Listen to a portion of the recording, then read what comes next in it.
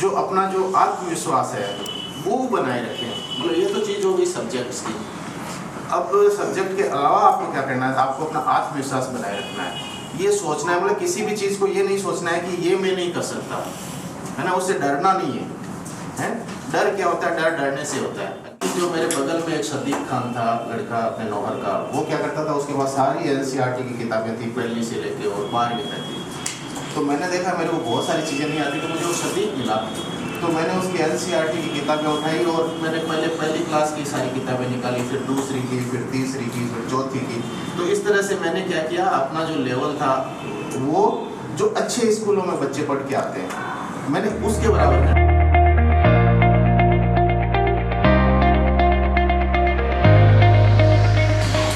जो आज का जो बुलाया वासु ने मुझे कि हमारी कोचिंग के जो बच्चे आएंगे उनको मोटिवेट करना है, तो मैं ये सोच रहा था कि मैं किस तरह से क्या मोटिवेशन दूँ। तो सबसे पहले मैंने ये देखा कि जो आपको क्या करना है, तो जैसे गुरुजी ने अभी बताया कि आपको एक लक्ष्य तय करना है और उस पर आगे बढ़ना है। तो मैं यहाँ पे मेरी जो ओपिनियन है उसको थोड़ा सा अलग ले जाता हूँ। मेरा जो कहना है ये है कि आप जो है अपने जो सब्जेक्ट्स है, जो अपना ज्ञान है, वो इतना बढ़ा लो कि जो भी लक्ष्य आएगा उसको ढहाते हुए चले जाएंगे। तो इसके लिए आपको बेसिक चीज़ करनी है। बेसिक चीज़ क्या है कि अपने यहाँ पे क्या एग्जाम्स पे अपन बहुत जोर देते हैं, ये एग्जाम, वो एग्जाम, ये एग्जाम, लेकिन जो लर्निंग है, लर्निंग पे इतना ध्यान नहीं देते हैं।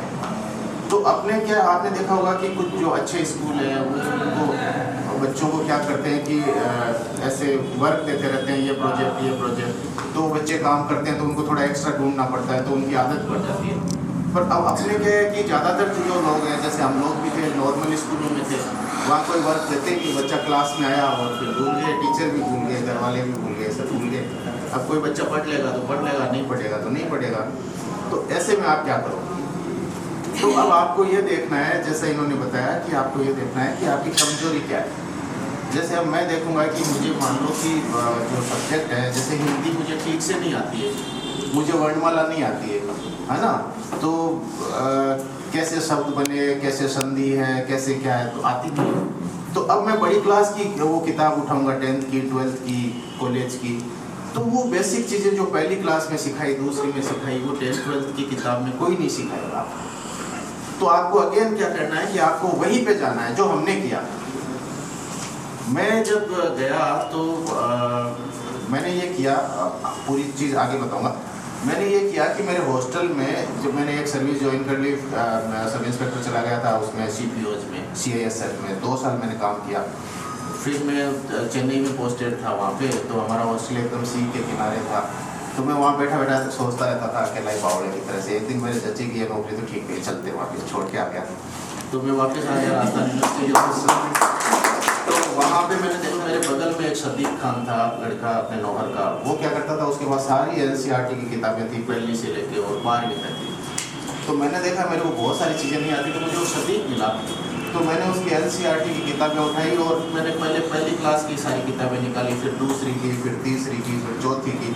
तो इस तरह से मैंने क्या किया, अपना जो लेवल था वो जो अच्छे स्कूलों में बच्चे पढ़ के आते हैं, मैंने उसके बराबर, मैंने सारा उनका सिलेबस पहले से लेकर दूसरे से लेकर और सारी चीज़ें जो है वो वापस से पढ़ डाली। तो अब मुझे किसी कोचिंग में जाने की मतलब ज़रूरत ही नहीं थी, क्योंकि मैंने अपना जो स्थिति थी, जैसे मेरी हिंदी कमज़ोर या इंग्लिश कमज़ोर, तो जो भी चीज़ें हैं वो मैंने पहली, दूसरी, तीसरी, चौथी, 5वीं उनको बहुत अच्छे से कर लिया।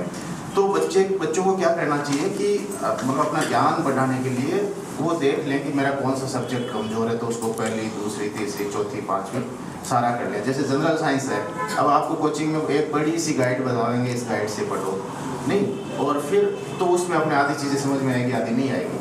तो आप जनरल साइंस में भी यही करो, आप उसमें सामाजिक विज्ञान में भी यही करो, है ना, हर सब्जेक्ट में यही करो। मैथ्स नहीं आती है, बहुत से लोगों को मैथ्स नहीं आती है ना।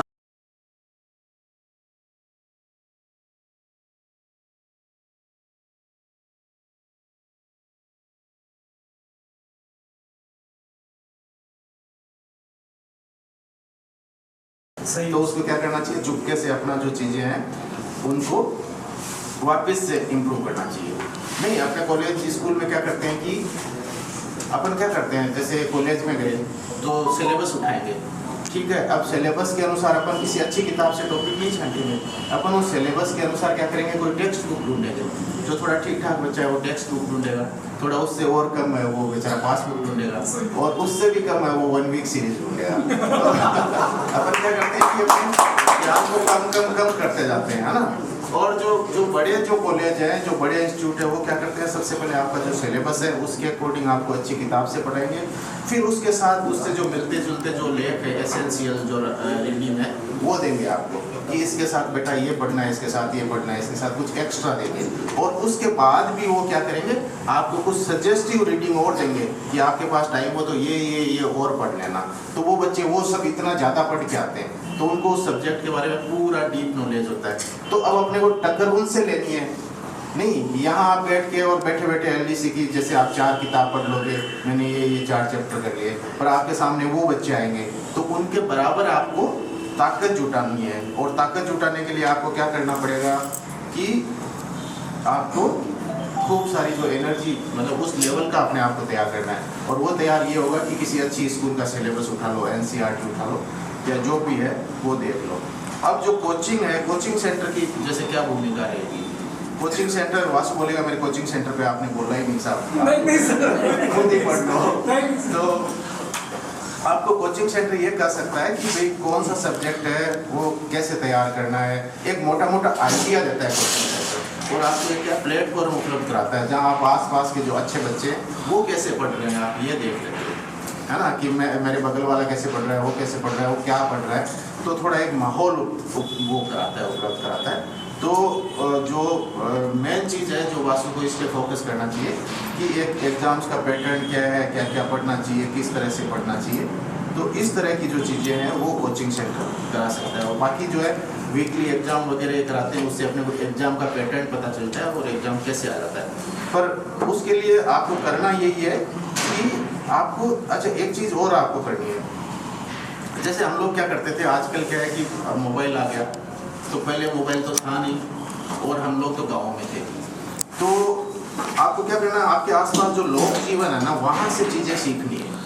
लोक जीवन से आप क्या सीख सकते हो, जैसे पहले क्या था कि जो कहावतें होती थी, है ना, या पहेली पूछते थे एक दूसरे को, है ना, और इसी तरह से कहानी सुनाते थे, बात सुनाते थे। तो उससे क्या होता है, दिमाग है जो डेवलप होता है वो क्या, लॉजिक, तर्क जो है, तर्क करना सीखता है। तो आपकी जो एग्जाम्स में जो आता है ना, ये क्या आता है, जो रीजनिंग, तो रीजनिंग आप कैसे करोगे, जब आपका दिमाग जो तर्क करना सीखेगा तो उसको एक से एक आप खटाखट जोड़ के निकाल दोगे। अब आप देखो गांव में किसी को पूछना जिसके पास अपना अनुभव है, किसी बुजुर्ग को, अपनी दादी नानी जैसे, उनको आप बात बताओ, वो तुरंत ये जैसे अपन कहते हैं ना, उसका वो लगता है, उसका वो लगता है, वो लगता है, ऐसे कई अनुभव में और वैसे करते हैं। तो हमने तो कभी तैयारी नहीं की थी, पर हमने तो वो पेपर करिया है। क्यों करिया है? क्योंकि हम लोग क्या थे, गांव में थे, तो वहाँ पे बहुत टाइम होता था। स्कूल गए, वहाँ से भाग गए तो गए, नहीं तो नहीं भी गए 4 दिन। तो हम क्या करते थे, जैसे हमारे गांव में खूब सारे फौजी थे, खूब सारे लोग आसाम नौकरी करते, तो उस टाइम उपन्यास का चलन था। तो वो आते जाते ट्रेन में आते, 3-3 दिन लगते थे, तो उपन्यास लाते थे खूब सारे। तो हम ढूंढते रहते थे अब की कौन आया भाई, कौन नया उपन्यास लाया। तो उसके 4 उपन्यास खींच के 2 दिन में धड़ाधड़ी उपन्यास पढ़ते, कहानी पढ़ ली। फिर मैं जैसे कॉलेज में गया तो हमारे कॉलेज की बहुत अच्छी सी लाइब्रेरी थी, मैं सुजानगढ़ कॉलेज में था। वो सुन्नी जंगल में कॉलेज पढ़ती है, कोई बच्चे रहते ही नहीं थे, कोई घंटे 2 घंटे आया तो आया, नहीं तो नहीं आया। तो हम लोग सोचते गर्मी बहुत हो गई, अब साइकिल से वापस पहुंच जाएगा, 3 घंटे गर्मी में लाइब्रेरी में बैठते हैं। तो लाइब्रेरी के कभी ये कहानियाँ पढ़ दी, चंपक पढ़ ली, ये पढ़ ली, वो पढ़ ली, जो भी है। पर उन छोटी छोटी किताबों में आपने लगता है चंपक तो बच्चों वाली किताब है, लेकिन उसमें भी बहुत सारी चीज़ें होती है। तो जो सामने चीज़ आ जाए उसको पढ़ जाओ।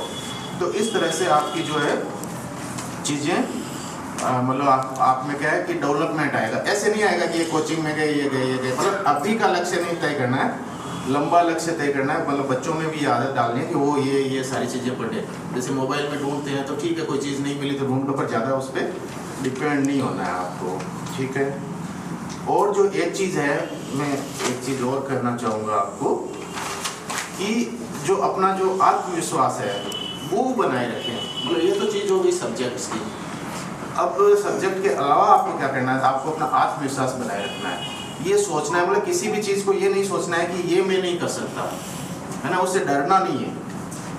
डर क्या होता है? डर डरने से होता है। अज्ञे का एक उपन्यास है शेखर एक जीवनी, तो उसमें वो लिखता है कि डर डरने से होता है। जो सारे डर है उसके अंदर चीथड़े भरे हुए हैं, उसको आप उसके ऊपर बैठो चीर दो, उसके अंदर क्या निकलेगा? घास फूस निकलेगा।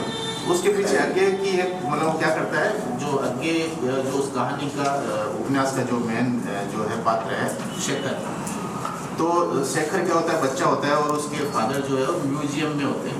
तो एक दिन घूमता घूमता वो म्यूजियम में बंद हो जाता है, तो म्यूजियम में शेर चीते वो बच्चा देखता है, डर के इधर भागता है तो बहुत डर जाता है। तो उसको बाद में फिर उसको कोई पियोन ढूंढता जाता है, ढूंढ के निकाल के लाता है, पर उसके डर बैठ जाता है। एक दिन वो जाता है वापस से, तो एक खिलौना आता है उसके घर पे शेर जैसा बड़ा सा, तो बच्चा डरता डरता उसके पास जाता है, फिर थोड़ी देर में उसके हाथ लगाता है, फिर उसके ऊपर बैठता है, फिर वो क्या करता है, चाकू उठा के उसको चीर देता है। चीरता है तो उसके अंदर से कचरा निकलता है, तो वो देखता है मैं तो डर रहा था, ये तो शेर था, इस शेर के अंदर तो कचरा है। तो कोई भी मतलब अपन ये बड़ा आदमी है, या ये तो भाई डरावना है, ये तो ताकतवर है, ये दादा है ना, तो कोई भी दादा नहीं होता, कोई भी ताकतवर नहीं होता है। तो दादा के पकड़ के 2 थप्पड़ मारो, दादा अगले दिन से आपको दादा मानने लग जाएगा। ऐसे भी कोई भी एग्जाम है ना, वो बड़ा एग्जाम नहीं होता, कोई भी चीज़ मुश्किल नहीं होती। तो मैंने कभी सोचा ही नहीं था कि मैं आरएएस भी बनूंगा या मैं आरएएस का एग्जाम भी दूंगा। मैंने ऐसे तुक्के में, जैसे वो सीपीओस का रहने गए उसमें निकल गए, फिर ये सोचा कि एमए जयपुर से करेंगे, जयपुर चले गए, फिर हॉस्टल में देखा बच्चे पढ़ रहे हैं, तो मैंने भी उनके साथ फॉर्म भरा। तो मैंने सबसे पहले आईएएस का भरा, उस टाइम आरएएस का नहीं भरा। तो मैं एग्जाम देके आया, मेरी प्री क्लियर हो गई। मैंने कहा यार मैं तो पढ़ा ही नहीं, तो मेरी प्री कैसे क्लियर हो गई? पर उसके पीछे आज मैं पीछे मुड़ के देखता हूँ तो ये लगता है कि हमने जो वो लाइब्रेरी में टाइम बिताया, वो जो अपना अनजाने में ही अपना जो नॉलेज बढ़ा, जो पढ़ गए, तो उन चीज़ों ने, जो सब्जेक्ट्स पढ़े या जो चीज़ें पढ़ी, उससे एक लेवल बन गया था एग्जाम के लिए। तो आपको क्या करना है कि ऐसे सोचते नहीं रहना है कि ये तो बड़ा एग्जाम है, ये है, ऐसे नहीं। जो मैंने पहले बताया कि किस तरह से अपनी बेसिक तैयारी करनी है, वो तैयारी करो, शुरू से पढ़ो और उस रास्ते पे चल पड़ो।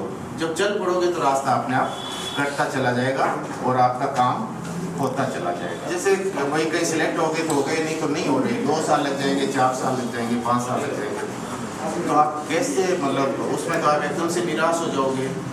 खर्चा भी चाहिए, रोजाना चाहिए, पैसे तो रोजाना चाहिए। तो इसके लिए एक सबसे अच्छा तरीका है कि जो भी आपके घर के जो पारंपरिक जो तरीके हैं, तो वो पारंपरिक तरीकों से जो आय अर्जित हो रही है ना, उसमें आप थोड़ा बहुत अपना टाइम निकाल के और उसमें आप काम करते रहो, तो आपके पास पैसा आता रहेगा थोड़ा बहुत, तो आप क्या एकदम निराशा में नहीं जाओगे। अपने कपड़े खरीद लिए, अपना इधर उधर गए, कचौरी खा ली, जो भी है, तो मतलब एकदम से 2 दोस्त आ गए, उनके साथ बैठ के, तो जैसे गाँव में क्या करते हैं, जैसे किसी की खेती है, तो मैंने देखा हमारे गांव में बहुत सारे बच्चे थे, उनके घर पे पशु थे, तो वो दूध बेच आते थे, तो घर वालों का सहयोग भी हो गया, 2 पैसे उनके जेब में भी आ गई। किसी के यहाँ खेत पे मूंग बोट हो रहे हैं, वो बेचे। जैसे कोई पंडित जी का काम करते हैं, तो मैंने देखा कि उनके बच्चे हैं, तो कभी किसी की शादी में आए तो उसके फेरों में घूमे, उनके जेब में भी 500 रुपये आ गए।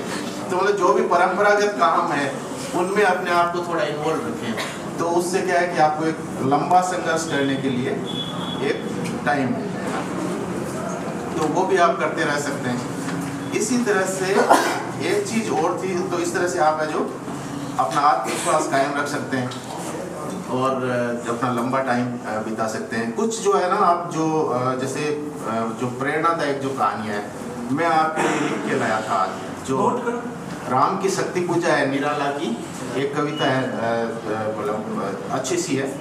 तो उसमें उस टाइम का वर्णन है जब राम रावण का युद्ध हो रहा था और राम हार रहा था। तो मैंने कहा इसको अपन बच्चों से जोड़ेंगे, है ना।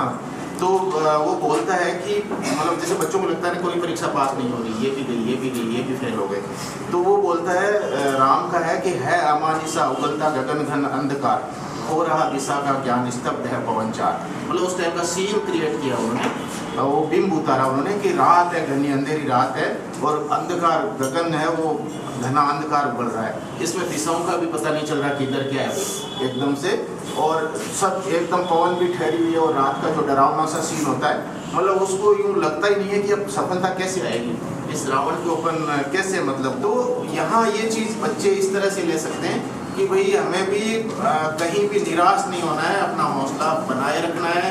अपने सामने चाहे कितना ही मुश्किल सब्जेक्ट हो, चाहे कितनी ही मुश्किल प्रतियोगी हो, अपने को जोरदार ढंग से अपनी तैयारी करनी है और ये देखना है कि अपनी कमजोरी कहाँ है। तो अपनी जो कोचिंग को तो एक ये ले लें कि भाई आपको हिंदी आती है, अंग्रेजी आती है, तो फिर कोचिंग में क्यों टाइम खराब करें अपन। जो चीज़ नहीं आती है वो वहाँ से सीख लो। हिंदी अंग्रेजी तो ठीक ठाक स्कूल में पढ़े तो सबको ही आती होगी, तो वहाँ से कर लो। जीके नहीं आता है तो जीके में क्या नहीं आता है, मुझे रीजनिंग नहीं आती है तो मैथ्स की एनसीईआरटी की किताबें शुरू से उठा के लास्ट तक कर लो, आपकी रीजनिंग काफ़ी अच्छी हो जाएगी। तो इस तरह से जो जो चीज़ें नहीं आती है उनको पुराने से उठाओ और फिर कॉलेज में आके और अपनी स्टडी को जो आपने कहीं से जो पास बुक या इस तरह से पढ़ के अपनी कॉलेज पास कर ली, तो उससे आगे बढ़ के उसके जो रेफरेंस बुक्स हैं थोड़ी सी वो भी पढ़ डालो। और इस तरह से आपकी तैयारी इतनी अच्छी होगी कि आप सब लोग हैं जो जिन एग्ज़ाम्स का आपने सोचा ही नहीं है उन एग्ज़ाम्स को दो और वो सारी एग्ज़ाम्स आपकी पास होगी। और इस तरह से वास्तु